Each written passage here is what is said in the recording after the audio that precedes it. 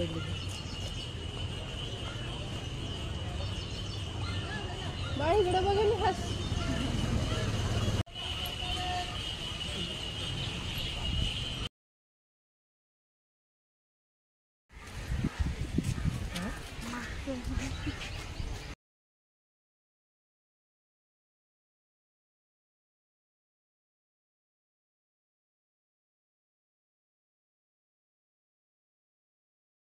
नमस्कार मंडळी, मी हर्षदा आज आलेले आहे रामदरा मंदिरामध्ये माझ्या 2 मैत्रिणींसोबत.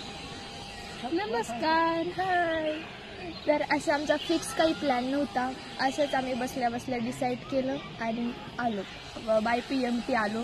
2 PMT चेंज केल्या. लोणी काळभोरपर्यंत ॲटोने आलो हडपसरपासून आणि आम्हाला हे मंदिर सापडलेलं आहे. तर मंदिराची कथा म्हणजे असं की ज्यावेळेस श्रीराम जेव्हा वनवासामध्ये होते 14 वर्ष, तर त्यावेळेस ते थोड्या दिवसासाठी त्यांचं इथं वास्तव्य होतं, म्हणून या मंदिराला रामदरा असं नाव पडलेलं आहे. आणि पुण्यापासून जास्तीत जास्त 25 ते 26 किलोमीटर अंतरावर हे मंदिर आहे. तर इझिली तुम्ही येऊ शकता by auto, by PMT, by bike आणि विथ फॅमिली, फ्रेंड्स. खूप छान मंदिराच्या कडेने पूर्ण गार्डन आहे आणि हे मंदिर पूर्ण पाण्यामध्ये आहे. बघा, मंदिराच्या बाहेर अशा प्रकारचं हे गार्डन आहे. इथं छोटी छोटी मुलं खेळण्यासाठी आलेले आहेत. काही लोक बसलेत, मस्त जेवण करू शकता, आराम करू शकता दुपारच्या टाइमला. खूप मोठी अशी झाडांची सावली पण इकडे आहे.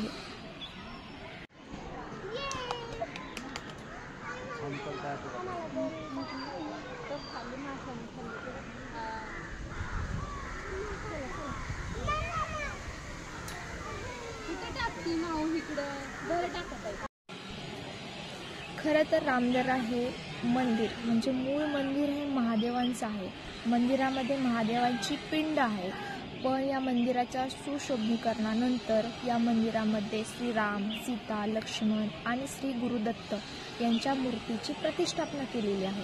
आणि संत लोकांचे काही मूर्ती कोरलेली आहे. ते खूप छान कोरीव काम इथं मंदिरामध्ये केलेलं आहे. तुम्ही अवश्य या मंदिरामध्ये भेट द्या. म्हणजे आसपासचे लोक जे पुण्याच्या जवळ राहतात त्यांना पण हे मंदिर अजून काही लोकांना माहीत नाही. तर एवढ्या सुंदर मंदिराला भेट देण्यासाठी तुम्ही सर्वांनी अवश्य या.